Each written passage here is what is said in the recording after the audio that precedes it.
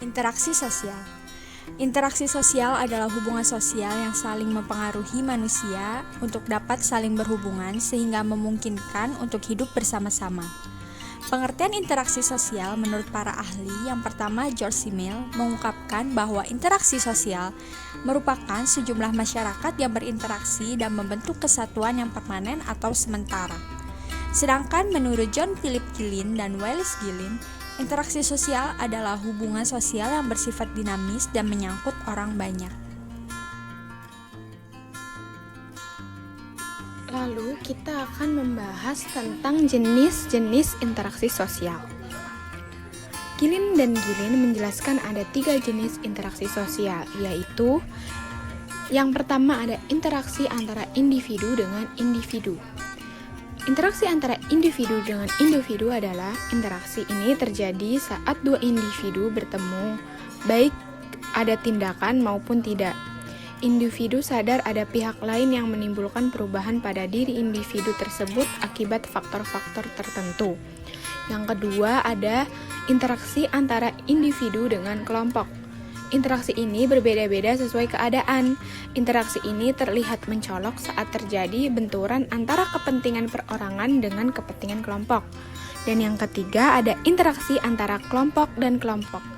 Interaksi antara kelompok dan kelompok adalah kelompok merupakan suatu kesatuan, bukan pribadi.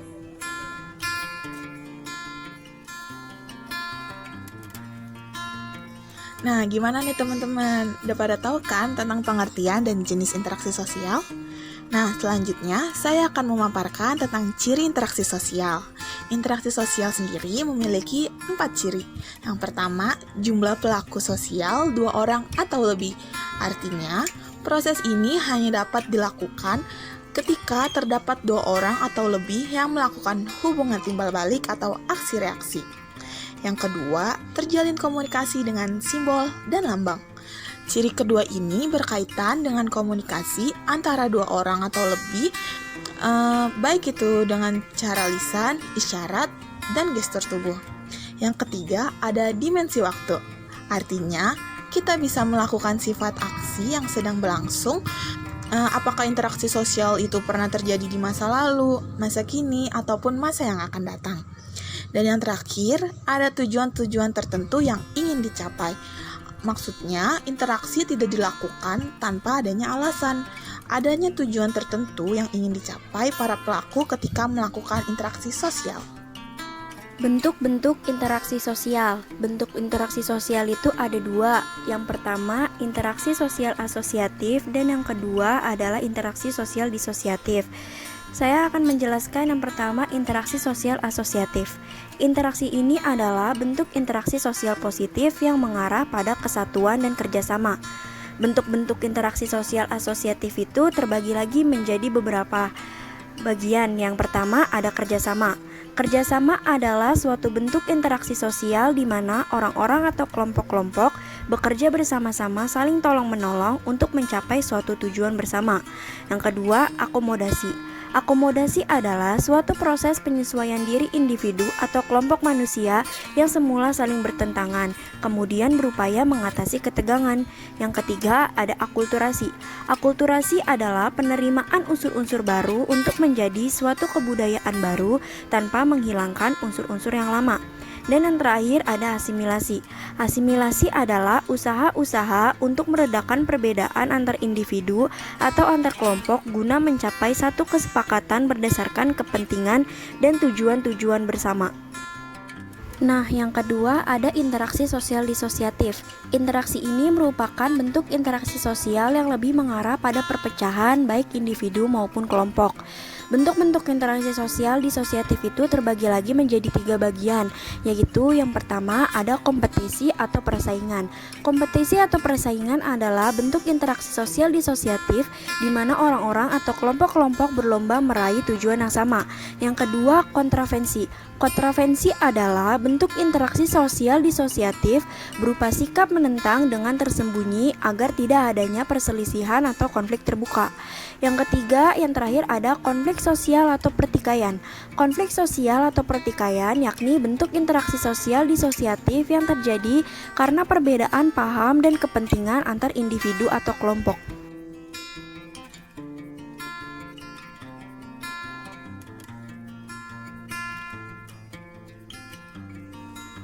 Syarat interaksi sosial. Menurut Suharjono Swekanto, syarat terjadinya interaksi sosial ada dua, yaitu yang pertama kontak sosial. Kontak sosial berarti hubungan masing-masing pihak tidak hanya secara langsung dalam kurung bersentuhan fisik, tetapi juga tanpa hubungan fisik, misal surat menyurat, telepon, SMS, dan lainnya. Jadi hubungan fisik bukan syarat utama terjadinya interaksi sosial. Yang kedua, komunikasi. Komunikasi adalah proses penyampaian pesan dari seorang kepada orang lain yang dilakukan secara langsung maupun melalui alat bantu agar orang lain memberi tanggapan atau memberi respon.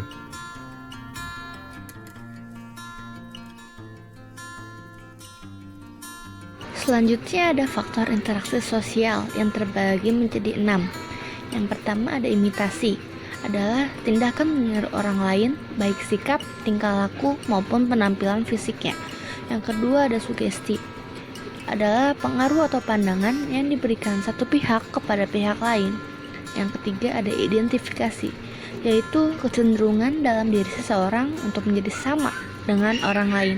Yang keempat ada simpati, adalah suatu proses di mana seseorang merasa tertarik dengan orang lain sehingga ingin mengerti pihak lain semakin memahaminya.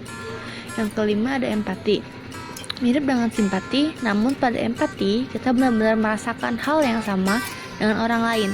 Yang keenam ada motivasi, yaitu mirip dengan sugesti namun lebih rasional. Motivasi memberikan pengaruh kepada orang lain namun tetap dapat diterima secara lebih kritis. Contoh interaksi sosial. Yang pertama ada masyarakat. Contoh nyata yang menjadi cerminan tentang interaksi sosial di masyarakat ini misal saja tentang gotong royong. Lalu yang kedua, antar kelompok. Contoh dalam bentuk antar kelompok ini misalnya polisi dan TNI yang bersatu dalam mengentaskan penjahat. Yang ketiga, ada kegiatan sosial. Contohnya menjadi relawan yang berangkat ke lokasi gempa di Lombok untuk memberikan uluran tangan kepada para korban. Yang keempat, ada kebudayaan. Masuknya arti kebudayaan musik Korea Selatan ke Indonesia, yaitu K-pop. Hal ini terlihat dari maraknya boyband and girl band Indonesia. Dance, gaya rambut, busana, dan lainnya sebagainya memang dapat dilihat sama atau menyerupai kebudayaan Korea Selatan. Namun, tetap bahasa yang digunakan adalah bahasa Indonesia. Lalu yang kelima ada politik. Dalam lembaga politik, kerap kali ditemukan proses terjadinya interaksi sosial, yakni pemilu, di mana pasangan calon dalam kegiatan pemilu akan melakukan kampanye sebagai wujud untuk menarik massa. Nah, yang keenam ada bisnis dan kerja. Dalam atmosfer ini, arahan atau perintah dari atasan kepala bawahan, juga karyawan atau pimpinan yang menerima adanya pergantian pimpinan atau karyawan dalam perusahaan. Yang ketujuh ada keluarga. Bapak adalah seorang kepala keluarga dan ibu adalah seorang ibu rumah tangga, serta anak dalam suatu arti keluarga yang memiliki peran sosial dalam mewujudkan interaksi sosial melalui cara saling berbicara. Lalu yang ke-8 ada kerjasama. Kerjasama merupakan salah satu contoh interaksi sosial yang menarik dampak positif. Pihak-pihak yang melakukan kerjasama memiliki kesadaran yang sama untuk melakukan hubungan atas dasar kepentingan.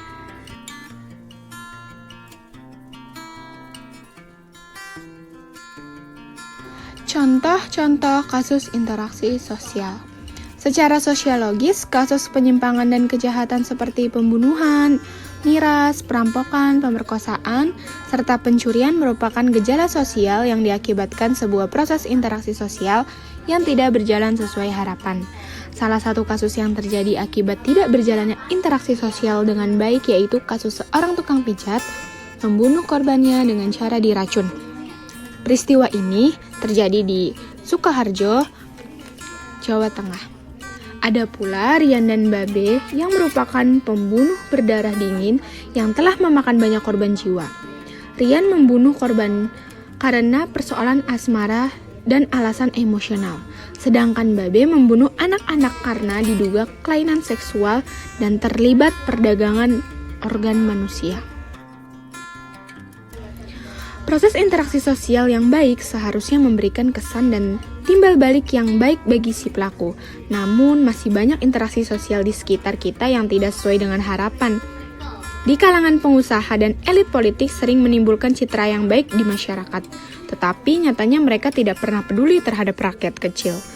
Ada beberapa hal yang perlu dilakukan dalam melakukan strategi reproduksi interaksi sosial yang saling memanusiawikan dan bermartabat secara moral, yaitu dengan mengoptimalkan pendidikan dan interaksi antara penegak keamanan dan masyarakat sipil harus dilakukan secara intensif, adil, serta transparan.